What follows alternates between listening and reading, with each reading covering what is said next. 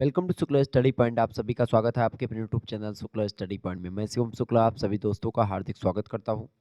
आज की वीडियो के माध्यम से हम लोग चर्चा करेंगे जियोग्राफी के बारे में, जियोग्राफी के पेपर नंबर 2 के बारे में। इससे पहले पेपर नंबर 1 का मॉडल पेपर ऑलरेडी मैं दे चुका हूं। आप लोगों के लगातार कमेंट्स आ रहे थे कि सर जी जियोग्राफी 5th सेमेस्टर के पेपर 2 का मॉडल पेपर दीजिए, वो भी लिखित टाइप का, चूंकि ऑब्जेक्टिव में दे चुका हूं ऑब्जेक्टिव मॉडल पेपर। 1-2 दिनों में और भी मॉडल पेपर आपके आएंगे। ऑब्जेक्टिव मॉडल पेपर भी मैं दूंगा और लिखित मॉडल पेपर भी आपके आते रहेंगे हर एक सब्जेक्ट के। तो आप सभी लोग बहुत ही बारीकी के साथ इस वीडियो को देखेंगे, इस सेशन को अटेंड करेंगे, क्योंकि ये वीडियो बहुत ही हेल्पफुल होने वाला है। क्योंकि इसमें जो मैं प्रश्न बताऊंगा वो आपकी परीक्षा में सीधे सीधे आने वाले हैं। पेपर 2 की अगर बात की है तो पेपर 2 थोड़ा सा कठिन आपको लगेगा, इसलिए चूंकि आपने इससे पहले जियोग्राफी में ये चीज़ें नहीं पढ़ी हैं। आपको सुदूर संवेदन और जीआईएस के आधार जो है उनके बारे में जानना होगा, यानी कि basics of remote sensing and GIS. तो ये एक पहली बार आपको पढ़ना है, एक नया सिलेबस है, एक नई विषय वस्तु है, तो इसमें थोड़ा सा आपको दिक्कत जरूर महसूस होगी, क्योंकि आपने इससे पहले इसको पढ़ा नहीं है। क्लियर?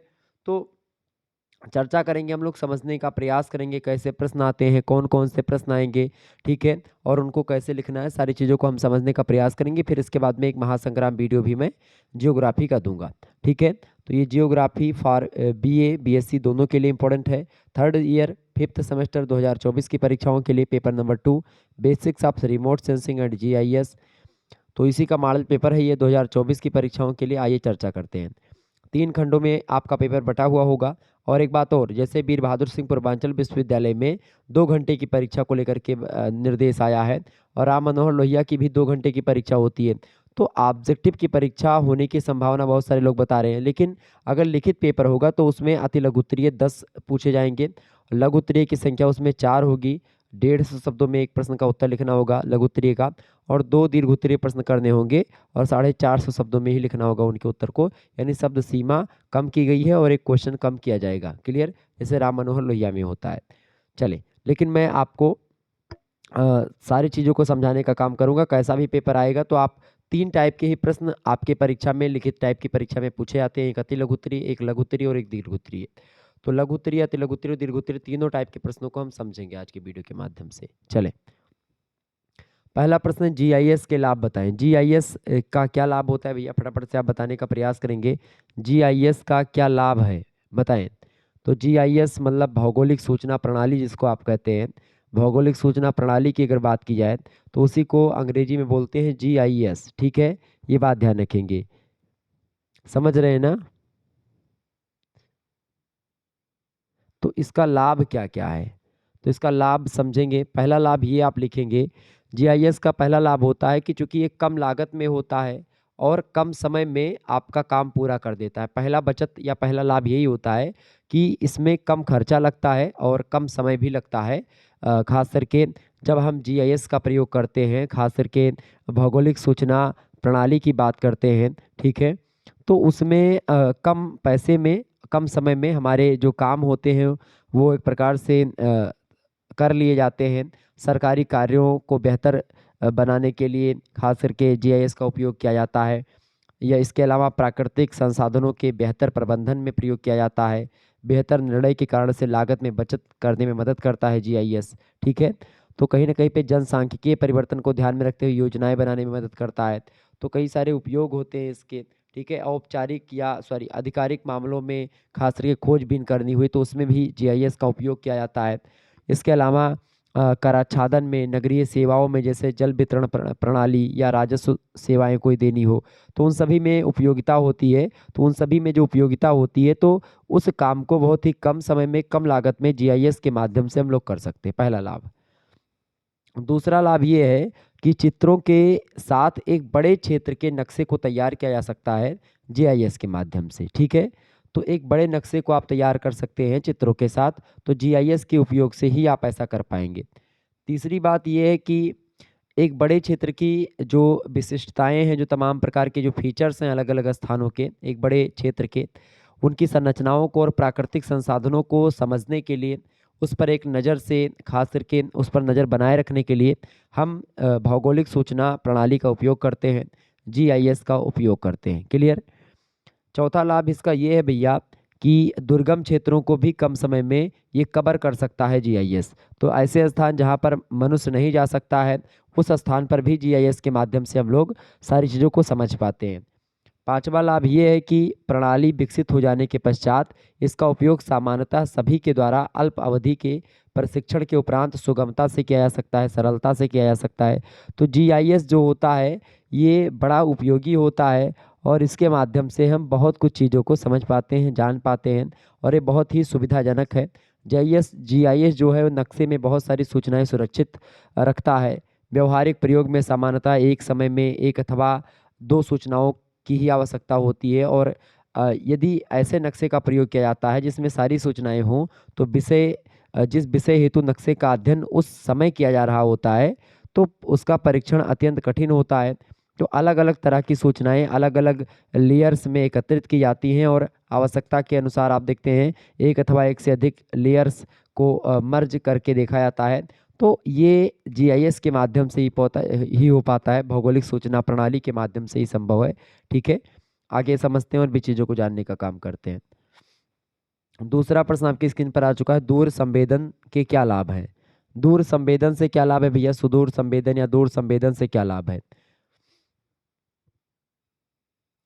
तो दूर संवेदन की अगर बात करें तो दूर संवेदन का पहला लाभ ये है भाई कि जो दूर संवेदन होता है वो किसी बड़े यंत्र का विहंगम दृश्य प्रस्तुत करता है। कोई बड़ा यंत्र है तो उसका एक प्रकार से एक एक अच्छे तरीके से उसको प्रस्तुत करता है हमारे समक्ष दूर संवेदन। कोई दूर की वस्तुओं को एक अच्छे तरीके से समझाना हुआ। इसके अलावा या जो है दूर संवेदन जो है ये समय आधार रेखा पर विश्वसनीय तथा वास्तविक अथवा लगभग वास्तविक सूचनाएं हमको देता है। जो भी सूचना हमारे पास दूर संवेदन से प्राप्त होती है वो हमको रिमोट सेंसिंग से जो प्राप्त होती है वो हमको बहुत ही जल्दी प्राप्त हो जाती है और सही प्राप्त होती है, वास्तविक प्राप्त होती है। तीसरा लाभ ये होता है दूर संवेदन का कि दूर संवेदन या रिमोट सेंसिंग जो होता है ये भूमि सर्वेक्षण की अपेक्षा कम खर्चीली है और इसमें सूचनाएं शीघ्र ही एकत्रित हो जाती हैं, इकट्ठा हो जाती हैं और कम खर्चा लगता है इसमें। चौथा लाभ ये है कि यह दृष्टिगोचर तथा डिजिटल व्याख्या के लिए क्रमशः सादृश्य और डिजिटल आंकड़े प्रदान करता है हमारे समक्ष। ऐसे आंकड़े प्रस्तुत करता है सुदूर संवेदन जो कि एक प्रकार से हम उसको देख सकते हैं और उसको हम स्पष्ट तरीके से जिसको आप देख सकते हैं, छू सकते हैं, डाटा को एकदम से प्रस्तुत करता है, प्रत्यक्ष डाटा को प्रस्तुत करता है। इसके अलावा ये जो जीआईएस होता सॉरी जो दूर संवेदन होता है, रिमोट सेंसिंग जो होता है या किसी भी यंत्र के ऊपर कई बार गुजरता है जिससे चित्रों की पुनरावृत्ति होती है और इसके इससे क्या होता है कि समय के अनुसार होने वाले जो परिवर्तन होते हैं, समय के हिसाब से जो परिवर्तन होते हैं कि इस समय कि इस चीज़ में क्या परिवर्तन हुआ या पहले ये चीज़ कैसी थी आज कैसी हो गई है, इस चीज़ को हम समझ पाते हैं। यानी जो चीज़ों में परिवर्तन होता है, वस्तुओं में या चित्रों में कोई परिवर्तन होता है तो उसको हम समझ पाते हैं, जान पाते हैं। इसके अलावा सुदूर संवेदन पर खराब मौसम तथा दुर्गम भूमि का प्रतिकूल प्रभाव नहीं पड़ता है। तो ये कई सारी चीज़ें हैं जो कि लाभान्वित करती हैं दूर संवेदन से। ठीक है, तो दूर संवेदन के द्वारा कई सारी चीज़ें जो है कई सारे मामलों को एक प्रकार से मदद मिलती है, कई सारी चीज़ें उससे आगे बढ़ती हैं। तो ये सब लाभ हैं। तीसरा क्वेश्चन आप देखेंगे, प्रश्न है संपत्ति करारोपण हेतु जीआईएस नक्शे की विभेदन क्षमता कितना होनी चाहिए? संपत्ति करारोपण के लिए जीआईएस नक्शे में विभेदन क्षमता यानी जो रेजुलेशन होता है वो कितना होना चाहिए? तो रेजुलेशन की अगर बात किया है तो 50 सेंटीमीटर या इससे अधिक विभेदन क्षमता के नक्शे पर या रेजुलेशन वाले नक्शे पर संपत्ति करारोपण के कार्य हेतु उपयुक्त समझे जाते हैं 50 सेंटीमीटर। ठीक है, और व्यय को सीमित रखते हुए जितनी अधिक से अधिक विभेदन क्षमता या रेजुलेशन प्राप्त की जाती है, जितनी ज़्यादा अधिक हो सके उतना ही प्रयास करना चाहिए। तो एक प्रकार से सामान्यतः अगर बोले तो यहाँ पर आपका उत्तर होगा 50 सेंटीमीटर। 50 सेंटीमीटर रेजुलेशन की आवश्यकता होती है, ये बात ध्यान रखिए। विभेदन क्षमता कितनी होती है? 50 सेंटीमीटर संपत्ति कारणोपण के लिए जीआईएस नक्शे की। ठीक है, आगे देखें। चौथा क्वेश्चन आपकी स्क्रीन पर आ चुका, फटाफट से आप देखने का काम करेंगे। एक बार वीडियो को लाइक और शेयर कर दीजिएगा।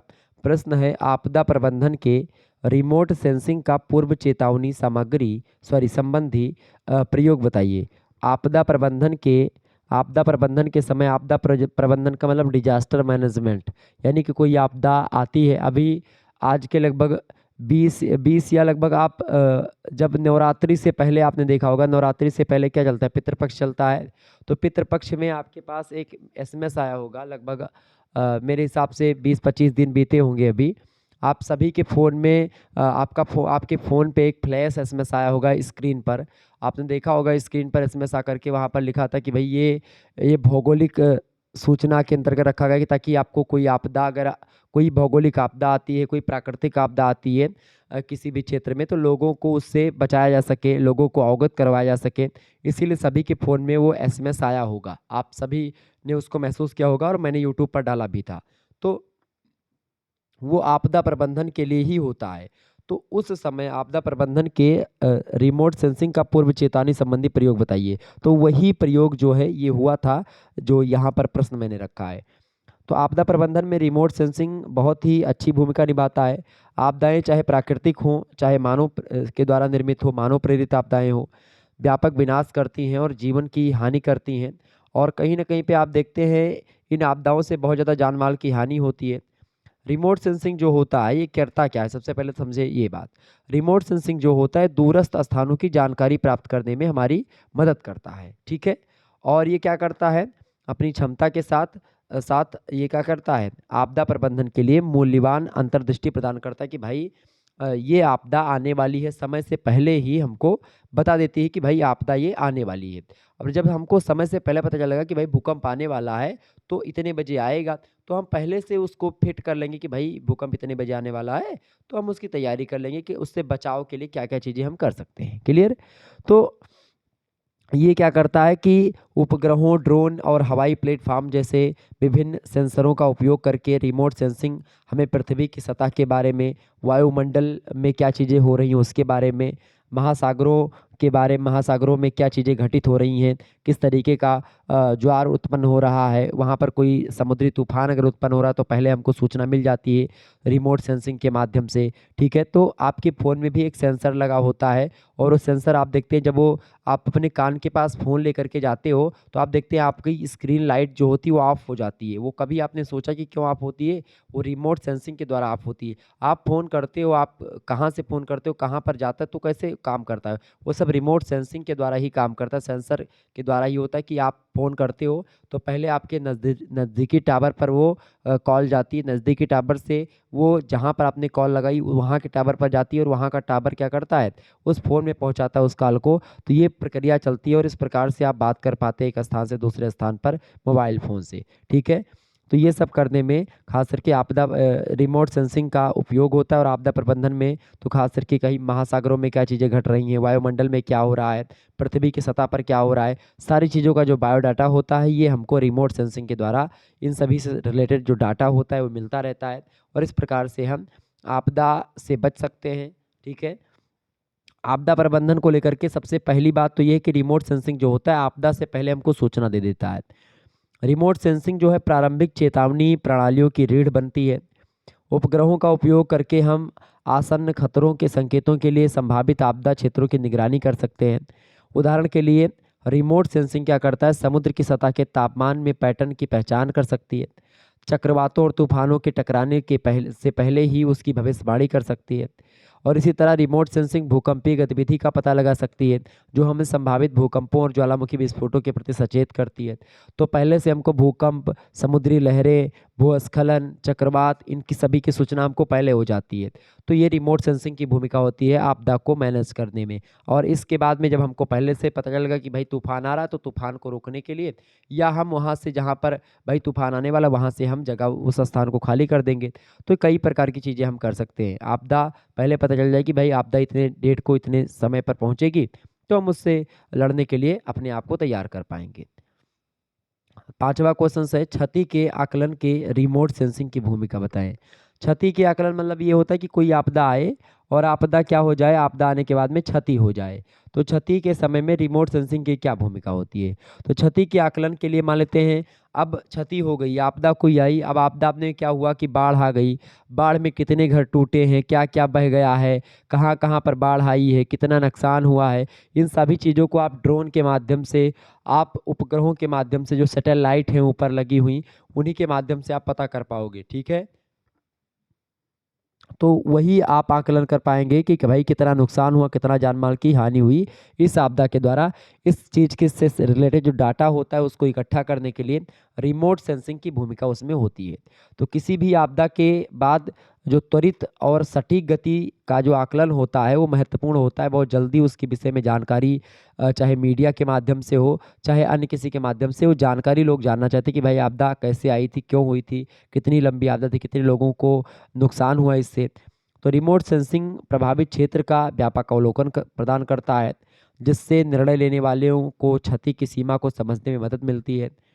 उपग्रहों या ड्रोन से प्राप्त उच्च रेजोल्यूशन की जो तस्वीरें होती हैं वो जो विनाश हुआ होता है उसके पैमाने को प्रकट करती हैं, कितना विनाश हुआ है, कितना नष्ट हुआ है, कितनी क्षति हुई है, उन सभी की पता एक प्रकार से लगाता है रिमोट सेंसिंग।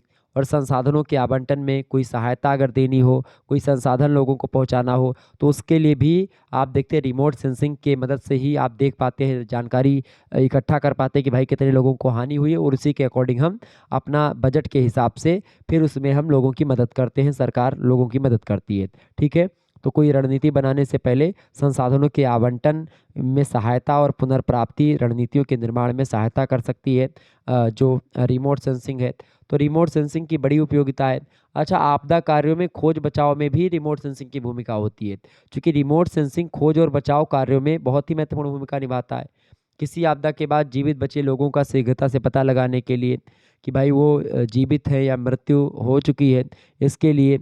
इसके अलावा थर्मल इमेजिंग जैसी तकनीकें आ चुकी हैं, जैसे मलबे के नीचे क्या चीज़ दबा हुआ है उसको भी एक प्रकार से पता लगा लेते हैं आजकल के जो है सेंसर हैं, या फिर जो तरंगे हैं, जो रेज हैं, उनके माध्यम से ये भी पता चल जाता है कि भाई आपके अंदर की हड्डी कितनी टूटी है, कितनी नहीं टूटी है।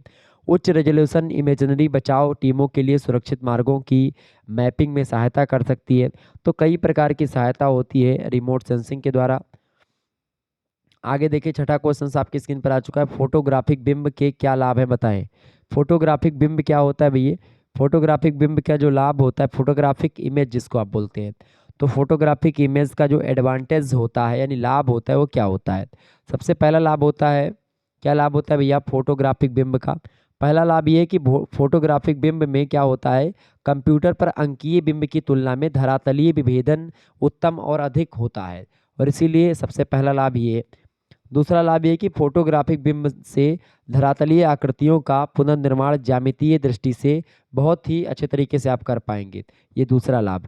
तीसरा लाभ ये है कि फोटोग्राफिक बिंब बृहद पैमाने पर बड़े क्षेत्र को दर्शाती है, मतलब फोटो जो होता है ऊपर से जब खींचा जाता है ड्रोन के माध्यम से, तो आप देखते हैं बहुत अच्छी तस्वीरें आती हैं। आप देखेंगे अभी हाल फिलहाल में अयोध्या में दिवाली थी, अब अयोध्या में दीप उत्सव था, दिवाली तो हर जगह होती है, तो अयोध्या में दीप उत्सव का भव्य प्रोग्राम था, तो ड्रोन के माध्यम से वहाँ पर तस्वीरें ली जा रही थी, बड़ी अच्छी तस्वीरें आती थी।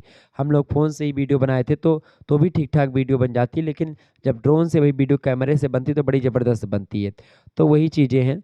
तो फोटोग्राफिक फिल्म को अंकीयकरण यानी जिसको खास करके डिगिटिजेशन के द्वारा अगर आप करेंगे, तो उसके द्वारा यानी अंकीकरण उसका करेंगे फोटोग्राफिक फिल्म को, तो उसके द्वारा अंकीय बिंब को फिल्म अंकन के द्वारा फोटोग्राफिक बिंब में परिवर्तित किया जा सकता है। तो खास करके अंकीय बिंब जो होता है डिजिटल, जो एक प्रकार से जो डिजिटल इमेज प्रोसेसिंग सिस्टम है, अंकीय बिंब प्रक्रम प्रणाली है, वो कहीं ना कहीं पे आप देखते हैं वो अलग होती है, और ये जो फोटोग्राफिक बिंब प्रणाली है ये अलग होती है। तो फोटोग्राफिक बिंब के यही सारे लाभ होते हैं, फोटो के माध्यम से आप पूरे के पूरे घटना स्थल की जानकारी बड़े अच्छे तरीके से समझ पाते, जान पाते हैं उसको बहुत ही ज़बरदस्त तरीके से। समझ रहे चीज़ों को, आगे बढ़ते हैं और भी चीज़ों को जानने का काम करते हैं। बिंब प्रकरण तकनीकी, बहुत सारी तकनीकियां हैं बिंब जो इमेज को लेकर के हैं। इमेज प्रोसेसिंग टेक्निक्स में तीन टेक्निक होती हैं, एक तो है ऑप्टिकल टेक्निक, एक होती है डिजिटल टेक्निक, और एक होती है फोटोग्राफिक टेक्निक। ठीक है, ये बात ध्यान रखेंगे। आगे देखिएगा, सातवां क्वेश्चन आपकी स्क्रीन पर आ चुका, भौगोलिक सूचना तंत्र के उद्देश्य बताएं। भौगोलिक सूचना तंत्र का क्या उद्देश्य है भैया, बताएं। जीआईएस जिसको आप बोलते हैं उसी को बोलते हैं भौगोलिक सूचना तंत्र, ठीक है। बताएं ऑब्जेक्टिव्स ऑफ जीआईएस। तो भौगोलिक सूचना तंत्र आंकड़ा प्राप्ति से लेकर के खास करके आप देखते हैं बहुत सारी चीज़ों में किसी आंकड़े को इकट्ठा करने में, आंकड़े आंकड़े का प्रक्रमण करने में, ठीक है, या आंकड़े का विश्लेषण करने में, तो ये कंप्यूटर पर आधारित होता है। तो इसके कई सारे उद्देश्य होते हैं जीआईएस के। पहला उद्देश्य जीआईएस का होता है विभिन्न प्रकार के नियोजन और निर्णय प्रक्रिया में समय और लागत के संदर्भ में मानवीय क्षमता को बढ़ाना, पहला उद्देश्य। दूसरा उद्देश्य इसका होता है कि आंकड़ों के वितरण और प्रक्रिया के लिए सक्षम साधनों को प्रदान किया जाए, मतलब प्रदान करना, दूसरा उद्देश्य। तीसरा उद्देश्य होता है जीआईएस का आंकड़ों के प्रक्रियात्मक स्तर पर पुनरावृत्ति को कम से कम करना, ये भी उद्देश्य होता है। चौथा उद्देश्य होता है भौगोलिक सूचना तंत्र का या जीआईएस का कि विभिन्न स्रोतों से उपलब्ध सूचनाओं को समन्वित करने की क्षमता में बढ़ोतरी यानी कि वृद्धि करना, ये भी एक उपयोग होता है, उद्देश्य होता है भौगोलिक सूचना तंत्र का या जीआईएस का। पांचवा उद्देश्य होता है भैया नई नई सूचनाओं को इकट्ठा करना, नई नई सूचनाओं को प्राप्त करने के लिए भौगोलिक आंकड़ों के मिश्रित स्वरूप का विश्लेषण करना, एनालिसिस करना। तो ये सब चीज़ें एक प्रकार से इसके उद्देश्य होते हैं, जीआईएस के ये सब उद्देश्य होते हैं, ठीक है। तो इस प्रकार से भौगोलिक सूचना तंत्र स्थानिक आंकड़ों की सहायता से किसी भी धरातलीय तथ्य के बारे में, उसकी अवस्थिति, उसकी सिचुएशन, उसकी प्रवृत्ति, उसकी दशा, उसकी मॉडल प्रक्रिया को स्पष्ट रूप से समझने में सक्षम होता है या स्पष्ट करने में सक्षम करता है या सक्षम है। तो कहीं ना कहीं पे स्थिति क्या है, धरातलीय तथ्य की स्थिति क्या है, अवस्थिति क्या है, दशा क्या है, प्रवृत्ति क्या है, मॉडल प्रक्रिया क्या है, उसको समझने में उपयोगी होता है जीआईएस। आठवां क्वेश्चन आप देखेंगे, आठवां प्रश्न आपकी स्क्रीन पर आ चुका है। रिमोट सेंसिंग की सीमाएं बताएं। बताएं भाई, रिमोट सेंसिंग की सीमाएं बताइए।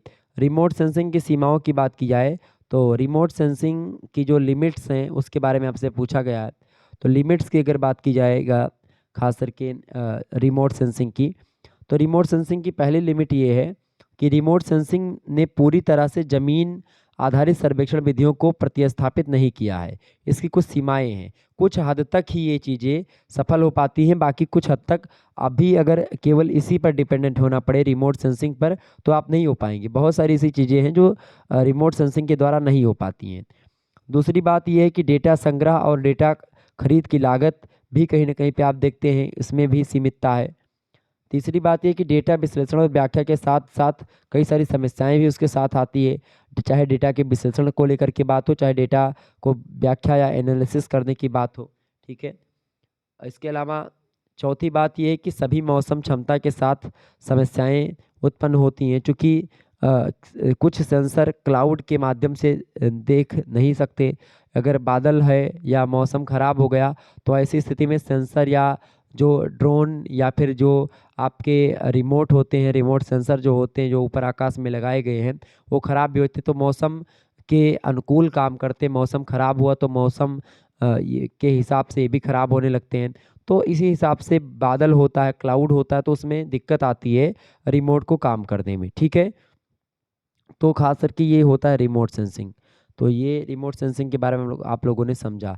रिमोट सेंसिंग के कई सारे उपयोग होते हैं, जैसे उपग्रहों और विमानों पर कैमरे लगा करके पृथ्वी की सतह पर बड़े क्षेत्रों की फ़ोटो खींच सकते हो आप, जिससे हम ज़मीन पर खड़े होकर के जितना देख सकते हैं उससे कहीं अधिक आप देख सकते हो जब ऊपर हेलीकॉप्टर से आप फ़ोटो खींचोगे।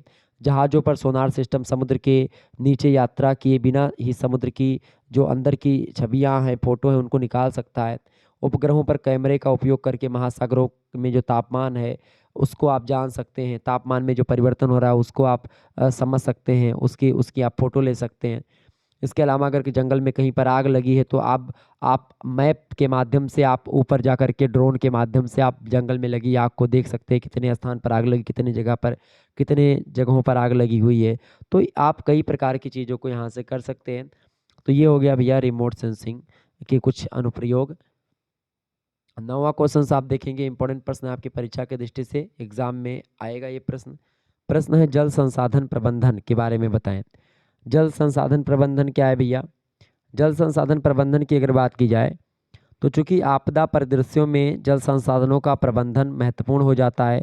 रिमोट सेंसिंग अति प्रवाह को रोकने या कमी का पता लगाने के लिए बांधों और जलाशयों में जल स्तर की निगरानी कर सकती है, या किसी आपदा के बाद जल प्रदूषण के क्षेत्रों की पहचान भी कर सकता है। तो ऐसे में जल संसाधन प्रबंधन को भी एक प्रकार से बहुत ही अच्छे तरीके से मैनेज करने में उपयोगिता निभाता है रिमोट सेंसिंग। ठीक है, तो ये सब इम्पोर्टेंट है। और रिमोट सेंसिंग के द्वारा आप देखते हैं कई सारी चीज़ें होती हैं, चाहे बाढ़ को लेकर के बातें हों और चाहे आप कृषि या खाद्य सुरक्षा को लेकर के बातें हों, हर मामलों में आप देखते हैं रिमोट सेंसिंग सूखे और कीट संक्रमण जैसी कृषि आपदाओं की भविष्यवाणी भी कर सकता है।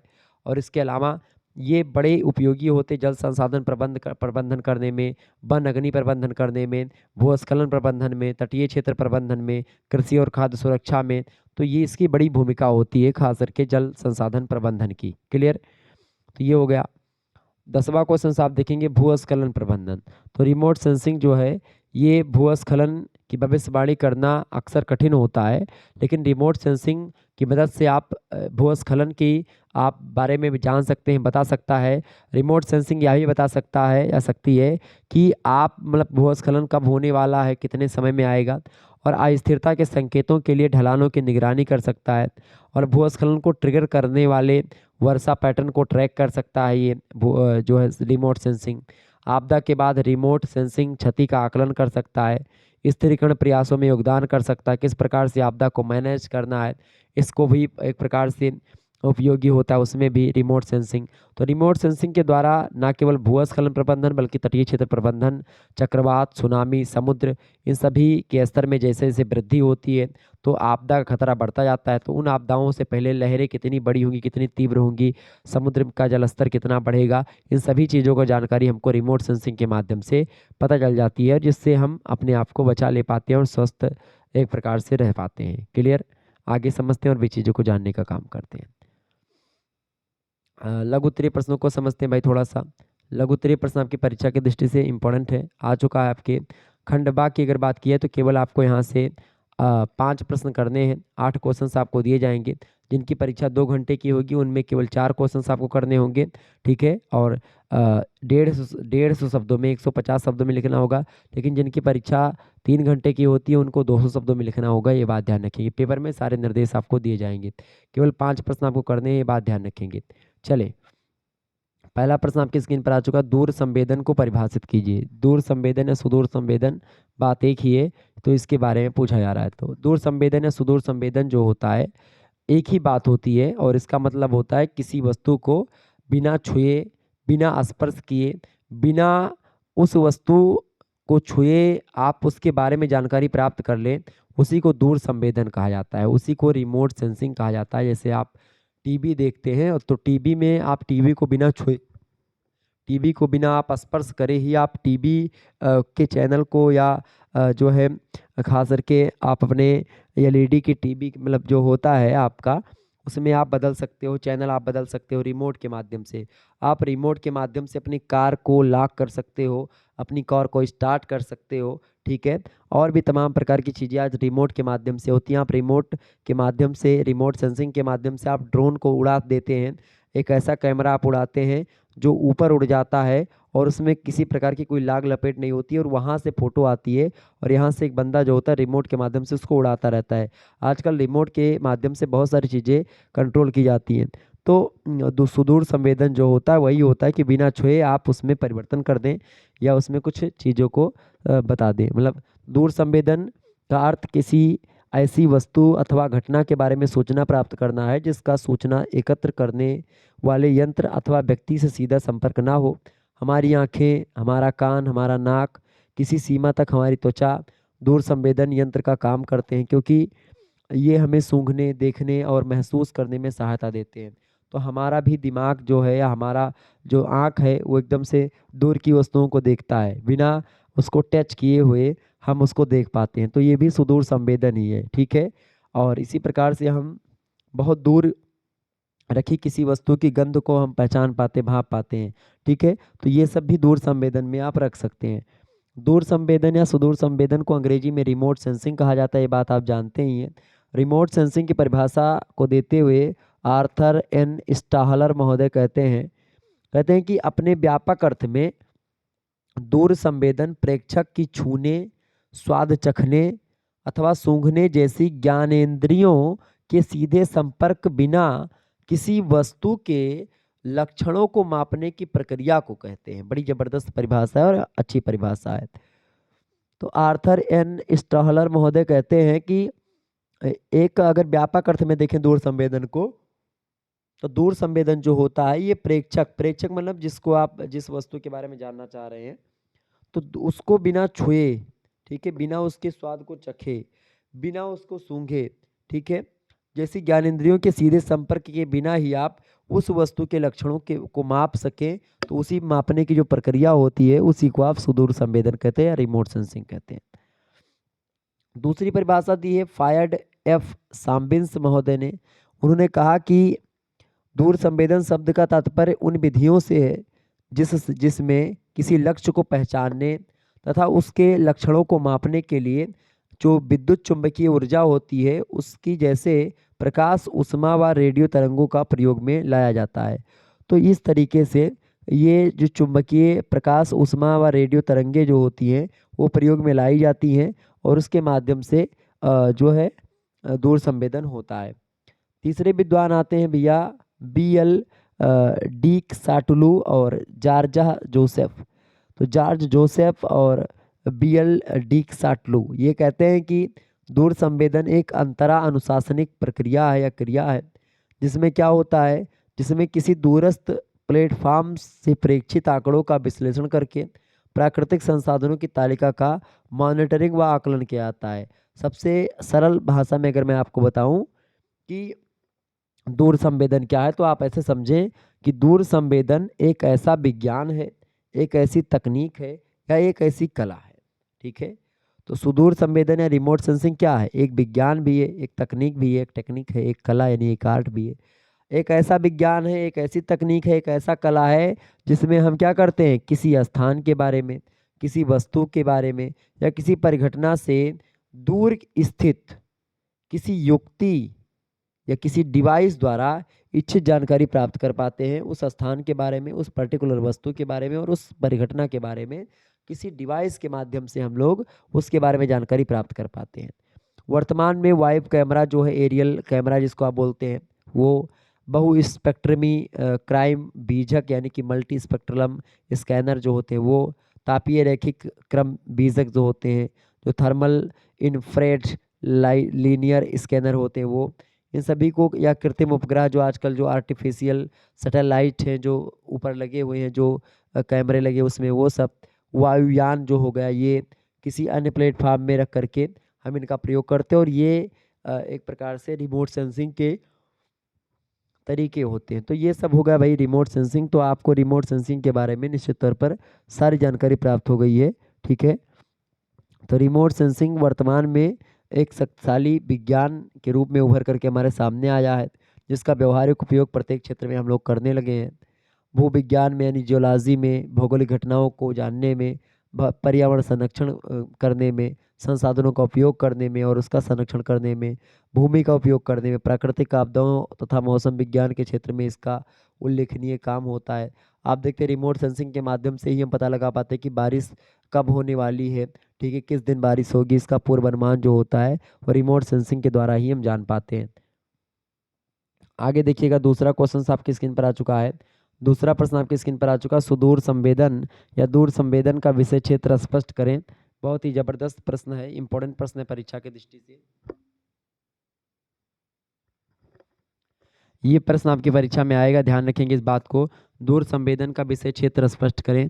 दूर संवेदन या सुदूर संवेदन या रिमोट सेंसिंग के अंतर्गत हम किन किन चीज़ों के बारे में जानते हैं। तो सुदूर संवेदन या स्कोप जो होता है रिमोट सेंसिंग का, उसी के बारे में। तो कुल मिलाकर के ऐसे समझें कि दूर संवेदन या सुदूर संवेदन तकनीक का उपयोग मुगल के विभिन्न अध्ययनों जैसे फसल के क्षेत्रफल के उत्पादन के आकलन में, मौसम के पूर्वानुमान लगाने में, भूमिगत जल की खोज करने में, मत्स्य पालन करने में, वन संसाधनों के सर्वेक्षण, खनिजों का पता लगाने में, नगरीय विकास एवं नियोजन में, मृदा वर्गीकरण करने में, ठीक है। इसके अलावा अम्लीय मृदा का मानचित्रण करने में, बहुउद्देशीय नदी घाटी परियोजना तथा बाढ़ग्रस्त जो एरिया है उसका सीमांकन करने में हम जो है खास करके कर सकते हैं उसमें। और इसमें कोई दो राय नहीं, तो सुदूर संवेदन जो है उसके द्वारा ही ये सारी चीज़ें संभव हो पाती हैं। सुदूर संवेदन के अंतर्गत बहुत सारी चीज़ों का अध्ययन किया था, जिसमें सबसे पहली बात है मौसम का पूर्वानुमान लगाने में, यानी कि फॉरकास्टिंग ऑफ वेदर। अगर सुदूर संवेदन आप देखते हैं वायुमंडल में लगा हुआ है, आंधी तूफान आती है, वर्षा होती है, हिमपात होता है, ओलावृष्टि होती है, तो इससे पहले ही हमको जानकारी इसके माध्यम से मिल जाती है कि बारिश कब होने वाली है। तो मौसम की जानकारी को मौसम विज्ञान विभाग देश के प्रत्येक वायुयान अड्डों को पहुंचा करके वायु परिवहन की उड़ानों को सुखद, सुगम एवं सुनिश्चित बनाने में महत्वपूर्ण भूमिका निभाता है। तो कहीं ना कहीं पे आप देखते हैं ये सुदूर संवेदन का विषय क्षेत्र पहला कि मौसम का पूर्वानुमान लगाने में खास करके ये काम करता है। दूसरा काम ये है, या दूसरा विषय क्षेत्र इसका ये है, भूमिगत जो जल है उसकी खोज करने में, भूमि के अंदर जो जल है सर्चिंग, उसको ढूंढने में, सर्चिंग ऑफ ग्राउंड वाटर। तो विश्व के अनेक देश जहाँ पेयजल अ, उचित मात्रा में नहीं है, पेयजल समुचित मात्रा में नहीं है, वहाँ पर क्या किया जाता है, भूमिगत जल की खोज करी जाती है। भूमि के अंदर जो जल है उसके बारे में जाना जाता है कि भाई भूमि के अंदर कितना जल जो है बचा हुआ है। तो सुदूर संवेदन तकनीक के माध्यम से भूमिगत जल के स्रोतों को खोजने में पर्याप्त सहायता मिलती। कहाँ पर जल है वहाँ पर फिर जल की मतलब जल की खुदाई की जाती है, मतलब जल को प्राप्त किया जाता है। ठीक है। तो सबसे पहली बात क्या है कि मौसम का पूर्वानुमान लगाने में ये काम करता है, भूमिगत जल की खोज करने में। तीसरा इसका विषय क्षेत्र के अंतर्गत आता है खनिजों की खोज करने में, कहाँ पर मिनरल्स हैं उनकी खोज करने में सुदूर संवेदन के द्वारा, रिमोट सेंसिंग के तकनीक के द्वारा देश के खनिज भंडारों का पता लगाया जाता है। कहाँ पर क्या है उस चीज़ का पता हम लगा पाते हैं। ठीक है। बहुत सारी खानें जो हैं, कोयला, लोहा, मैग्नीशियम, रेडियम, थोरियम, इन सभी का पता लगाने में रिमोट सेंसिंग तकनीकी ने बहुत महत्वपूर्ण भूमिका निभाई है और आगे निभाती ही रही है। ठीक है। तो उसमें काम करती है। रिमोट सेंसिंग का चौथा जो विषय क्षेत्र है या स्कोप है वो ये है वन संरक्षण के क्षेत्र में, चूँकि फॉरेस्ट कंजर्वेशन में बड़ा इंपॉर्टेंट भूमिका निभाता है रिमोट सेंसिंग। ठीक है। चूँकि वन संरक्षण के क्षेत्र में सुदूर संवेदन तकनीकी का उपयोग बड़े पैमाने पर किया जा रहा है, और इस तकनीकी की सहायता से वनों की पर निगरानी रखी जाती है कि भाई वन को कोई काटे ना, जंगल की अवैध कटाई ना कर पाए लोग। इसके कारण से ये तकनीकी बड़ी फेमस हुई, तो उसमें भी काम करती है। पांचवा इसका विषय क्षेत्र है मृदा संरक्षण करने में, सोल कंजर्वेशन में। सोयल कंजर्वेशन में वायु, जल, इन सभी के द्वारा भूमि का कटाव होता रहा, जिसको मृदा अपरदन कहते हैं। तो भूमि कटाव की जानकारी भी दूर संवेदन या एक प्रकार से जो रिमोट सेंसिंग है उसके द्वारा हम बड़ी ही सरलता से जान पाते हैं। तो लैंडसेट उपग्रह के द्वारा विशाखापट्टनम, चेन्नई और प्रायद्वीप पत्तनों के किनारे कटाव के बारे में जानकारी जो है, जो हमको मिली है, वो इसके द्वारा ही मिली है। मृदा अपरदन की जानकारी मिली है वो सुदूर संवेदन यानी कि इसके द्वारा मिली, रिमोट सेंसिंग के द्वारा। छठा पॉइंट ये है कृषि क्षेत्रों में, यानी इन एग्रीकल्चर। तो एग्रीकल्चर में क्या होता है, कृषि पर आधारित चूंकि देश जो होता है दूर संवेदन का उपयोग करके कृषि क्षेत्रों में बहुत उन्नति कर रहे हैं। आज आप देख रहे हैं फसल का संबंध में अनुमान लगाने और बीमारियों के बारे में जानकारी प्राप्त करने में बहुत ही उपयोगी भूमिका निभाता है रिमोट सेंसिंग। रिमोट सेंसिंग के माध्यम से आप ये जान पाते हैं जैसे कि लैंड सेट उपग्रह के द्वारा अरुणाचल प्रदेश में झूमिंग नामक कृषि से होने वाली हानियों का पता लगाया गया। तो झूमिंग कृषि आप सभी लोग जानते होंगे, इससे पहले मैंने आपको बताया था। झूमिंग कृषि में क्या होता है कि जंगलों को काट करके उसमें कृषि की जाती है, फिर उसके बाद में जब उर्वरक क्षमता मिट्टी खत्म हो जाती है फिर वहाँ से छोड़ करके लोग अलग स्थान पर जाते हैं, फिर जंगल को काटते हैं और फिर वही प्रक्रिया अपनाते हैं। इसीलिए इसको स्थानांतरणशील कृषि या फिर झूमिंग कृषि के नाम से जानते हैं। क्लियर, ये बात ध्यान रखेंगे। तो ये है आपका दूर संवेदन या सुदूर संवेदन या रिमोट सेंसिंग। तीसरा क्वेश्चन आप देखेंगे, तीसरा प्रश्न आपकी स्क्रीन पर आ चुका है, जीआईएस के घटक बताइए। जीआईएस के कितने घटक हैं भाई, जीआईएस के बारे में बताएं, फटाफट से आप बताने का काम करेंगे, इंपॉर्टेंट प्रश्न है। जीआईएस के घटक बताइए। जीआईएस के घटक की अगर बात की जाए तो जीआईएस के घटक कई सारे हैं। ठीक है। पहला घटक है जीआईएस का हार्डवेयर। हार्डवेयर की अगर बात करें तो हार्डवेयर कंप्यूटर का एक फिजिकल घटक होता है, एक भौतिक घटक होता है। ठीक है। और हार्डवेयर के अंतर्गत हार्ड डिस्क आता है, प्रोसेसर आता है, मदरबोर्ड आता है। ठीक है, ये सब आते हैं। और ये सभी हार्डवेयर जो होते हैं ये कंप्यूटर के रूप में कार्य करने के लिए एक साथ काम करते हैं। और इन हार्डवेयर पर जीआईएस सॉफ्टवेयर कार्य करता है। क्लियर? तो ये होता है, तो ये है हार्डवेयर। दूसरा जीआईएस का घटक होता है सॉफ्टवेयर। सॉफ्टवेयर की अगर बात की जाए तो जीआईएस सॉफ्टवेयर स्थानिक डेटा या जियोग्राफिक डेटा को इनपुट और स्टोर करने के लिए साधन यानी डिवाइस और फंक्शन प्रदान करता है। और यह जियोग्राफिक जो है क्वेरी करने में, इसके अलावा विश्लेषण मॉडल चलाने और नक्शे के रूप में जियोग्राफिक डेटा को प्रदर्शित करने के लिए टूल्स प्रदान करता है सॉफ्टवेयर।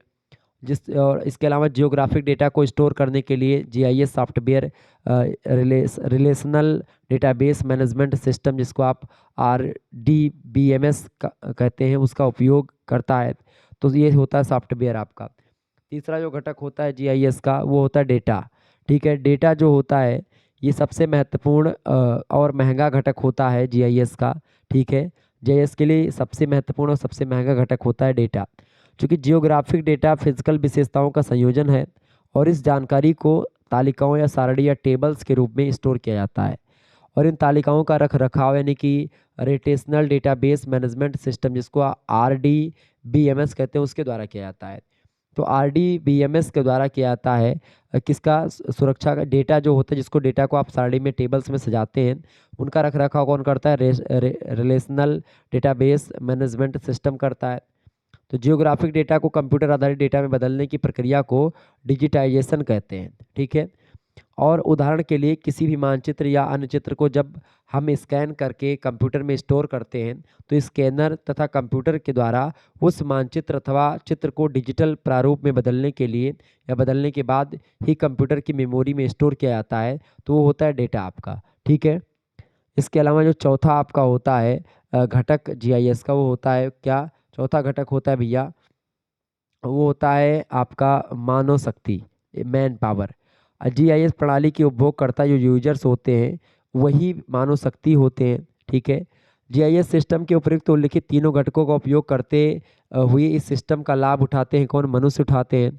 यह सिस्टम यूजर के जियोग्राफिक प्रश्नों का उत्तर देने, सिस्टम में उपलब्ध आंकड़ों का विश्लेषण करने तथा मानचित्र को प्रदर्शित करने को आसान बनाता है। तो ये होता है आपका भैया खास करके 4 घटक जीआईएस के जीआईएस के भौगोलिक सूचना प्रणाली या तंत्र के।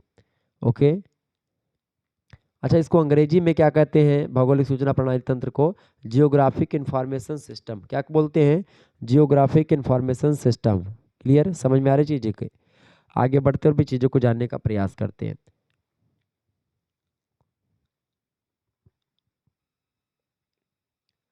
चौथा क्वेश्चन आपकी स्क्रीन पर आ चुका है। जीआईएस डेटा के 2 प्रकारों पर टिप्पणी कीजिए। बढ़िया प्रश्न है। जीआईएस डाटा जो होता है, जीआईएस डेटा 2 प्रकार का होता है, तो कौन कौन सा? एक होता है रास्टर डाटा और एक होता है वेक्टर डाटा। रास्टर डाटा क्या है, वेक्टर डाटा क्या है, इसी को हमको समझना है। ठीक है, रास्टर डाटा की अगर बात की जाए, ये होता है आपका किसी भी मानचित्र या टोपोशीट या भूपत्रक तस्वीर या अन्य चित्र रूपी डेटा को हम रास्टर डेटा कहते हैं।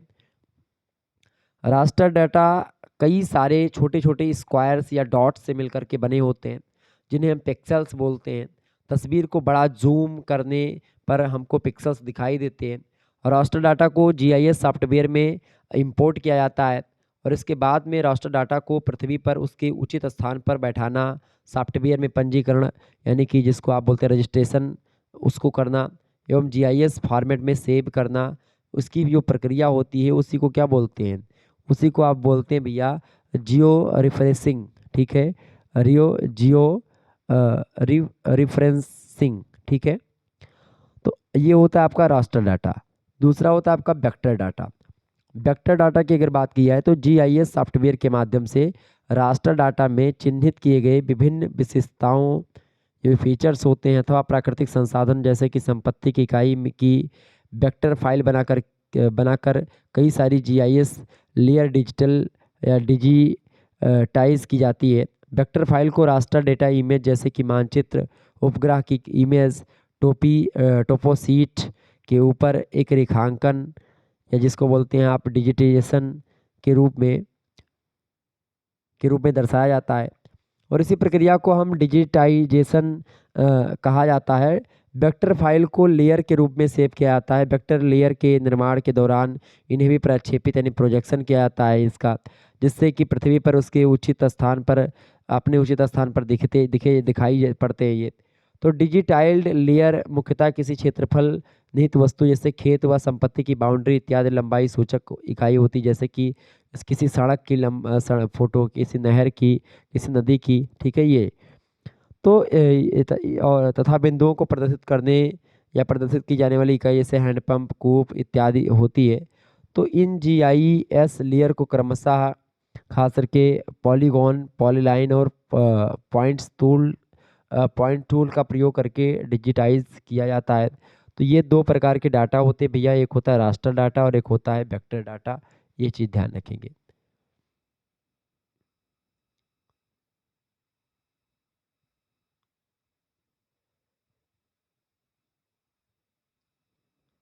आगे बढ़ते हैं, अगला क्वेश्चन आपके स्क्रीन पर आ चुका है। 5वां नंबर प्रश्न है, भौगोलिक सूचना तंत्र के 4 घटक बताइए।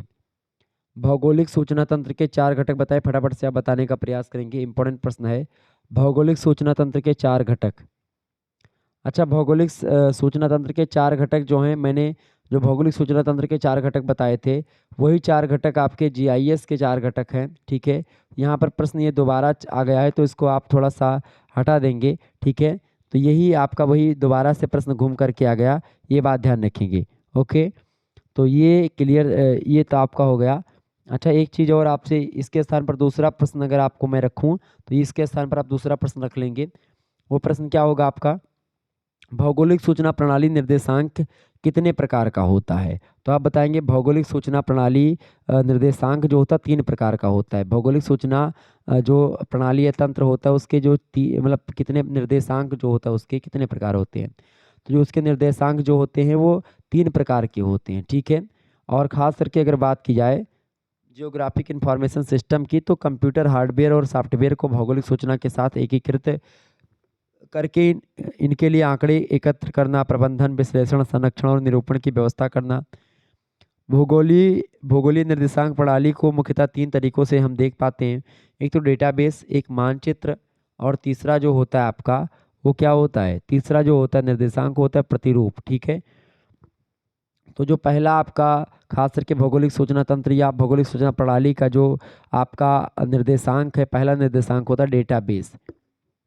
डेटाबेस संसार का अनन्य तरीके का डेटाबेस होता है और एक तरह से यह भूविज्ञान की सूचना प्रणाली होती है। भूबुनियादी तौर पर जीआईएस प्रणाली मुख्यतः संरचनात्मक डेटाबेस पर आधारित होती है, जो कि विश्व के बारे में भौगोलिक सूचकों के आधार पर बताती है, मतलब उसके आधार को बताती है। दूसरा होता है मानचित्र, ठीक है, मानचित्र के माध्यम से। और चूंकि ये मानचित्र जो होता है जीआईएस निर्देशांक का जो मानचित्र होता है, ये ऐसे मानचित्रों का समूह होता है जो पृथ्वी की सतह संबंधी बातें विस्तार से बताता है, और यह डेटाबेस के लिए इंटरफेस का कार्य भी करता है, और इसके जरिए स्थानिक परीक्षा जिसको आप बोलते हैं स्पेशल क्वेरी वो करता है, ठीक है। और जो तीसरा होता है इसका खास करके निर्देशांक जीआईएस का, वो होता है प्रतिरूप। प्रतिरूप जो होता है यह सूचना परिवर्तन उपकरण का समूह होता है, जिसके माध्यम से वर्तमान डेटाबेस द्वारा नया डेटाबेस को हम बनाते हैं, ठीक है। ये बात ध्यान रखेंगे। आगे देखिएगा, छठा क्वेश्चन आपकी स्क्रीन पर आ चुका है, भू स्थिर उपग्रहों पर टिप्पणी लिखिए। भू स्थित भू स्थिर उपग्रह, भू स्थिर उपग्रह की अगर बात की जाए तो उपग्रह को अंग्रेजी में बोलते हैं सैटेलाइट, ठीक है। और पृथ्वी को, उपग्रहों को पृथ्वी की जिस कक्षा या जिस ऑर्बिट में प्रक्षेपित किया जाता है उसकी दूरी, उसकी पृथ्वी से दूरी एवं उपग्रहों के कक्षा में घूमने की स्थिति तथा उपग्रहों के उपयोग के आधार पर मुख्यतः 3 प्रकार से हम भू स्थिर उपग्रहों को मतलब उपग्रहों को हम बांटते हैं। एक होता है आपका भू स्थिर उपग्रह, एक होता है ध्रुवीय उपग्रह, ठीक है, और एक होता है आपका वैश्विक स्थान निर्धारण उपग्रह प्रणाली, जिसको आप जीपीएस उपग्रह प्रणाली बोलते हैं या जीपीएस बोलते हैं, जीपीएस सैटेलाइट सिस्टम, ठीक है। तो भू स्थिर उपग्रह को अंग्रेजी में बोलते हैं जियो स्टेशनरी सैटेलाइट, और ध्रुवीय उपग्रह को आप बोलते हैं से, ठीक है। इसको क्या बोलते हैं, इसी को बोलते हैं ध्रुवीय उपग्रह को सुदूर संवेदन रिमोट सेंसिंग उपग्रह बोलते हैं, ठीक है। ये बात ध्यान रखेंगे। और वैश्विक स्थान निर्धारण उपग्रह प्रणाली को जीपीएस प्रणाली बोलते हैं। तो एक होता है जीआईएस, एक होता है आपका आपका मतलब जीपीएस, ठीक है, एक रिमोट सेंसिंग, तो ये सब आपका होता है, समझ रहे हैं ना। तो जीपीएस सैटेलाइट सिस्टम जो होता है, अगर इसकी बात करें, अच्छा ये पूछा नहीं गया है, पूछा आपसे गया है भू स्थिर उपग्रह, यानी हमसे पूछा गया है जियो स्टेशनरी इस सैटेलाइट के बारे में। तो इस प्रकार के जो उपग्रह होते हैं, सैटेलाइट होते हैं, भू स्थिर उपग्रह जो होते हैं, वो पृथ्वी से लगभग और लगभग आप देखते हैं 36,000 किलोमीटर की ऊंचाई पर ये रखे जाते हैं और वहीं पर एक चक्कर लगाते हैं पृथ्वी का। पृथ्वी से 36,000 किलोमीटर की ऊंचाई पर ये उपग्रह जो होते हैं पृथ्वी का क्या करते हैं, चक्कर लगाते हैं पृथ्वी से 36,000 ऊंचाई पर, ऐसे से पृथ्वी की सतह पर घूमते रहते हैं, ठीक है। जिस प्रकार से पृथ्वी को चारों तरफ से मतलब पृथ्वी पर घूमता है चंद्रमा, ठीक उसी प्रकार से पृथ्वी के चारों तरफ घूमते हैं ये जो कृत्रिम उपग्रह होते हैं मनुष्य के द्वारा बनाए गए। तो भू स्थिर उपग्रह जो होते हैं 36,000 किलोमीटर की ऊंचाई पर स्थित कक्षा में चक्कर लगाते हैं, और ये उपग्रह पृथ्वी की अपनी धुरी पर घूमने की दिशा अर्थात पश्चिम से पूरब की ओर घूमते हैं, ठीक है। तो जो ये उपग्रह होते हैं भू स्थिर उपग्रह, ये पश्चिम से पूरब की ओर घूमते हैं, बात ध्यान रखेंगे। 36 किलोमीटर की ऊंचाई पर इन उपग्रहों के चक्कर लगाने की गति जो होती है पृथ्वी के घूमने की गति के सापेक्ष होती है, और जिसके फलस्वरूप यह निरंतर पृथ्वी के एक निश्चित भाग पर लगातार दृष्टि रखते हैं। और इसी कारण से इन उपग्रहों को भू स्थिर उपग्रह कहते हैं कि भाई चूंकि जिस तरीके से पृथ्वी घूमती है ठीक उसी तरीके से वो भी घूमते रहते हैं उसी गति से। तो क्या होता है, पृथ्वी जहाँ जहाँ पर घूमती चली जाती है फिर वहाँ वहाँ पर वो एक प्रकार से उसके साथ ही साथ घूमता रहता है, तो एक ही जगह पर क्या होता है, वो फोटो बनती रहती है और उस जगह के बारे में पूरी निगरानी करता रहता है जो आपका भू स्थिर उपग्रह होता है, ठीक है। तो ये क्या होता है, ये क्या करता है, ये जो अपनी दृष्टि है वो उसको एक जगह बनाए रखता है, और इसी कारण से इस प्रकार के उपग्रहों को भू स्थिर उपग्रह या जिसको आप अंग्रेजी में जियो स्टेशनरी उपग्रह कहते हैं। इन्हें भू समकालिक उपग्रह भी कहा जाता है। इन उपग्रहों का उपयोग दूर संचार जैसे कि मतलब सुदूर संचार नेटवर्क, रेडियो, दूरदर्शन का प्रसारण करना हुआ, इन सभी के लिए जो प्रयोग किया जाता है, दूरदर्शन वगैरह जो टीवी पर आपके आता है वो सब एक प्रकार से किसके द्वारा आता है, भू स्थिर उपग्रहों के द्वारा आता है, ये बात ध्यान रखेंगे। किसके द्वारा आता है भैया, जियो स्टेशनरी उपग्रह या सैटेलाइट जो होते हैं, जियो स्टेशनरी सैटेलाइट्स, इनके द्वारा ही हमारे टीवी पर जो प्रसारण आता है दूरदर्शन वगैरह का या अन्य चीज़ों का वो आता है, ठीक है। भारत द्वारा प्रक्षेपित किए गए कुछ उपग्रहों के नाम, जैसे कि भारत के द्वारा जी सैट उपग्रह लॉन्च किया गया, GSAT-1, GSAT-2, ये एक प्रकार से जियो स्टेशनरी उपग्रह हैं जो लॉन्च किए गए हैं। इसके अलावा EduSat-4 लॉन्च किया गया, InSat-4 लॉन्च किया गया, इसके अलावा GSAT-4 भी लॉन्च किया गया। तो कई सारे उपग्रह जो है वो लॉन्च किए गए जो कि जियो स्टेशनरी उपग्रह हैं, ठीक है, ध्यान रखेंगे। आगे बढ़ते 7वां क्वेश्चन आपकी स्क्रीन पर आ चुका है, वायवीय फोटो पर टिप्पणी कीजिए। बढ़िया प्रश्न आपकी स्क्रीन पर आ चुका है, इंपॉर्टेंट प्रश्न है, वीडियो को लाइक और शेयर करते रहिएगा। वायवीय फोटो पर टिप्पणी कीजिए। वायवीय फोटो क्या है भाई, बताएं। जो वायु में रह करके फोटो खींची जाती है, ठीक है, वायु में होकर के फोटो खींची जाती है वही होता है, ठीक है। एक बात बहुत सारे लोगों के लिए पूछे जाते हैं, आप सभी लोग पूछते हैं कि सर जी GIS, GS, SIS, LIS और UIS क्या होते हैं। GIS का फुल फॉर्म होता है जियोग्राफिकल इंफॉर्मेशन सिस्टम, GS का फुल फॉर्म होता है जियोग्राफिकल सिस्टम, SIS का फुल फॉर्म होता है स्पेशल इंफॉर्मेशन सिस्टम, LIS का मतलब होता है लैंड इंफॉर्मेशन सिस्टम, और UIS का मतलब होता है अर्बन इंफॉर्मेशन सिस्टम। तो ये सब भौगोलिक सूचना तंत्र के प्रकार हैं, ये बात ध्यान रखेंगे, ओके, क्लियर। प्रश्न आपसे क्या पूछा गया है, प्रश्न आपसे पूछा गया वायवीय फोटो पर टिप्पणी करें। वायवीय फोटो की अगर बात की जाए तो अति प्राचीन काल से सबसे सार्वभौम, भौमिक, बहुउद्देशीय और साथ ही सुदूर संवेदन की सस्ती श्रेणी में से एक है ये। और शुरुआत में गैस्पर्ड फेलिक्स टूर्नाचोन नाम के एक फ्रांसीसी फोटोग्राफर हैं जिन्हें नादर के नाम से भी जाना जाता है। 1858 ईस्वी में फ्रांस में पेरिस के पास वेल डे विवरे के ऊपर पहली ज्ञात वायव्य फोटोग्राफ लेने के लिए एक T3 गुब्बारे का इस्तेमाल उन्होंने किया था। मतलब वायवीय फोटो का मतलब होता है कि ऊपर से इसे ड्रोन के माध्यम से फोटो जब खींची जाती है तो उसी को वायवीय फोटो कहते हैं। तो सबसे पहली बार गुब्बारे जो है T3 गुब्बारे का इस्तेमाल किया था फोटो खींचने के लिए, बेल डे विडरे के ऊपर पहली ज्ञात वायवीय फोटो लेने के लिए ये किया गया था काम, ठीक है, जो कि साहित्य में अंकित है। इसके अलावा जे वाई ब्लैक नामक एक अन्य व्यक्ति ने भी 1860 ईस्वी में एक गुब्बारे से बोस्टन शहर की सबसे पहली ज्ञात वायवीय फोटो खींची थी। और बाद के चरण में आप देखते हैं कि पतंगों का उपयोग किया जाने लगा वायु से तस्वीर खींचने के लिए पृथ्वी की। और इसके बाद में आप देखते हैं पतंग फोटोग्राफी में इसका श्रेय एक अंग्रेजी मौसम विज्ञानी थे आर्ची बाइल्ड, उनको जाता है, आर्ची बाइल्ड ईडी को जाता है, जिन्होंने 1882 में पहली वायवीय तस्वीर खींची थी। फिर 1908 ईस्वी के बाद में आप देखते हैं गुब्बारों और पतंगों के बजाय हवाई जहाज की सुविधा ने कैमरा प्लेटफॉर्म से प्राप्त वायवीय तस्वीरों के व्यावसायिक उपयोग के लिए काफ़ी गति पकड़कर इस अवसर को जब्त कर लिया।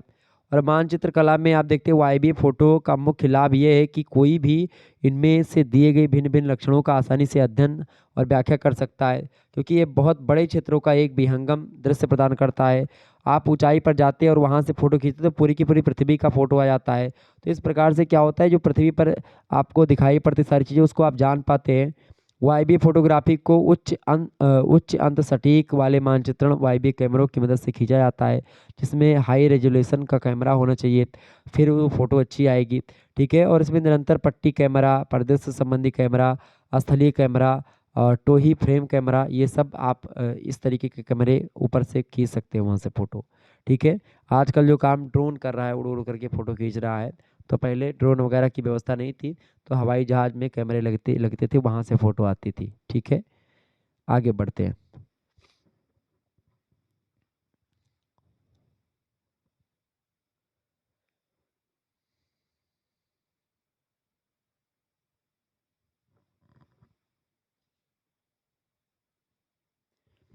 आगे बढ़ते हैं, अगला क्वेश्चन आपकी स्क्रीन पर आ चुका है। 8वां नंबर प्रश्न है, रिमोट सेंसिंग से किन चीज़ों को समझने में मदद मिलती है, स्पष्ट करें।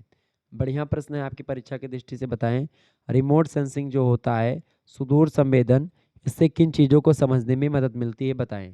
फटाफट से आप बताने का प्रयास करेंगे। तो रिमोट सेंसिंग से किसी क्षेत्र के परावर्तित और उत्सर्जित विकिरण को दूर करने से, यानी कि मतलब दूर से माप करके उसकी भौतिक विशेषताओं का पता लगाया जा सकता है। आमतौर पर उपग्रह विमान से हम लोग ये पता लगा सकते हैं कि भाई किसी क्षेत्र के परावर्तित और उत्सर्जित विकिरण जो है उनको हम जान पाते हैं। ठीक है, और खास करके उन पर निगरानी रखते हैं। तो विशेष कैमरे दूर से संवेदी छवियां एकत्रित करते हैं, जो शोधकर्ताओं को पृथ्वी के बारे में चीज़ों को समझने में मदद करती हैं। सबसे पहली बात। दूसरी बात ये है इसमें कि उपग्रहों और हवाई जहाज़ों पर लगे कैमरे पृथ्वी की सतह पर बड़े क्षेत्रों की तस्वीरें लेते हैं, जिससे हम ज़मीन पर खड़े होकर के जितना देख सकते हैं उससे कहीं अधिक देखने की अनुमति हमको मिलती है। तीसरी बात यह कि जहाज़ों पर सोनार सिस्टम का उपयोग समुद्र के तल तक जाने की आवश्यकता के बिना समुद्र तल की जो फोटो होती है उसको हम ले सकते हैं। पानी में बिना घुसे हम समुद्र के बारे में जान सकते हैं। चौथी बात यह है कि उपग्रहों पर लगे कैमरों का उपयोग करके महासागरों में तापमान परिवर्तन जो होता है उसकी तस्वीरें हम ले सकते हैं। इसके अलावा आप देखते हैं पृथ्वी की दूर से संबंधित छवियों के कुछ उदाहरण भी आप देख सकते हैं, जैसे कि बड़े जंगल की आग को अंतरिक्ष से आप जान सकते हैं, अंतरिक्ष से फोटो खींच सकते हैं उसके, और जिससे रेंजरों को ज़मीन से कहीं अ, अधिक बड़े क्षेत्र की देखने की अनुमति एक प्रकार से मिलती है। तो रिमोट सेंसिंग के माध्यम से आप ऊंचे से फोटो खींचते हैं वायु के माध्यम से और जान पाते हैं कि भाई क्या क्या चीज़ें घटित हो रही हैं। मौसम की भविष्यवाणी करना हुआ, इसके अलावा ज्वालामुखी कहीं पर आने वाला है, या कहीं पर एक प्रकार से महासागर में कोई लहर उत्पन्न होने वाली है, कोई तरंग उत्पन्न होने वाली है, तो इन सभी का आप पता लगा सकते हैं। कोई पर्वत श्रृंखला है जो कि जिसमें भूकंप आने वाला है, कई सारी चीज़ों के माध्यम से आप पता लगा पाते हैं सुदूर संवेदन के द्वारा। तो ये है आपका रिमोट सेंसिंग। तो रिमोट सेंसिंग की मदद से आप बहुत सारी चीज़ों को कंट्रोल में कर सकते हैं, बहुत सारी चीज़ों को जान पाते हैं। देखिए, खंडशाह की अगर बात की तो दीर्घ उत्तरीय प्रश्न यहाँ से पूछे जाएंगे। केवल 2 प्रश्न आपको करने होते खंडशाह से, और अगर 2 घंटे की आपकी परीक्षा होगी तो उसमें आपको 2 प्रश्न करने होंगे, लेकिन उनके जो शब्द सीमा होगी वो 500 शब्द से घटा करके 450 कर दी गई है, ये बात ध्यान रखेंगे। ठीक है, तो आप दोनों तरीके से यहाँ पर कर सकते हैं। देखिए, पहला प्रश्न आपकी स्क्रीन पर है, अंतरिक्ष क्षेत्र में भारत के क्रमिक विकास पर टिप्पणी कीजिए। बहुत ही महत्वपूर्ण प्रश्न है, इस प्रश्न पर मैं चर्चा करूंगा जल्दी। अगला क्वेश्चन आप देखेंगे, रिमोट सेंसिंग का संक्षिप्त इतिहास बताइए। बढ़िया प्रश्न है, परीक्षा की दृष्टि से इसको आप पढ़ लीजिएगा। अगला क्वेश्चन है, प्रतिबिंब निर्वचन के तत्व के अंतर्गत किन विशेषताओं को सम्मिलित किया जाता है, ये बताएं। ये भी बढ़िया प्रश्न है। तो ये सब प्रश्न आपकी परीक्षा में आएंगे। ये दीर्घ उत्तरीय प्रश्न है, इनको आप तैयार कर लीजिएगा। अगर आपकी परीक्षा तुरंत लगी हुई है तो आप इन प्रश्नों को एकदम से तैयार कर लीजिएगा। अगर आपके सीरीज वगैरह में मिलता है तो आप इन प्रश्नों को पढ़ लीजिएगा। अगला प्रश्न है, भौगोलिक तंत्र में कंप्यूटर का प्रयोग कीजिए। ये बहुत ही बढ़िया प्रश्न है। तो इसी प्रकार के प्रश्न आपकी परीक्षा में आपकी बार आने वाले हैं।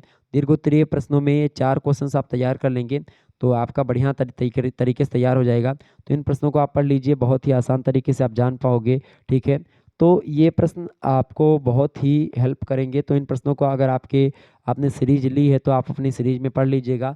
बाकी मैं प्रयास करूँगा कि और भी प्रश्नों पर वीडियो बनाऊं और इस पेपर को लेकर के और भी चीज़ों को आपको समझाऊं ताकि आपका डाउट सारा क्लियर हो, आप समझ पाएँ। अगर आपने इस वीडियो को एक बार देखा है अभी तो मैं सजेस्ट आपको ये करूँगा कि पेपर देने से पहले 1 से 2 बार और इस वीडियो को देख लीजिएगा। तो बहुत सारी जानकारी आपके दिमाग में होगी और बहुत सारा ज्ञान आप जान पाओगे रिमोट सेंसिंग के बारे में। तो बस यहीं से प्रश्न आने वाले हैं। आप एक बार फिर से सभी प्रश्नों को देख लीजिएगा। ये सब प्रश्न आपकी परीक्षा की दृष्टि से बहुत महत्वपूर्ण है। इन सभी प्रश्नों को आप लोग नोट डाउन कर लीजिएगा। बहुत महत्वपूर्ण प्रश्न है, आपकी परीक्षा की दृष्टि से ध्यान रखेंगे। तो जियोग्राफी में आज के माध्यम से हमने बी 5th सेमेस्टर के छात्र छात्राओं के लिए हमने क्या समझा भैया? हमने समझा जियोग्राफी में आज paper number 2 basics of remote sensing और जीआईएस से बनने वाले बहुत ही महत्वपूर्ण अति लघु उत्तरीय, लघु उत्तरीय और दीर्घ उत्तरीय प्रश्न, ठीक है, जो कि आपकी परीक्षा की दृष्टि से बहुत महत्वपूर्ण थे। तो आपकी बार 2024 की परीक्षा में ये प्रश्न आने वाले हैं। चलिए फिर मिलते हैं नेक्स्ट वीडियो में, तब तक के लिए जय हिंद, जय Bharat, good night, I love you.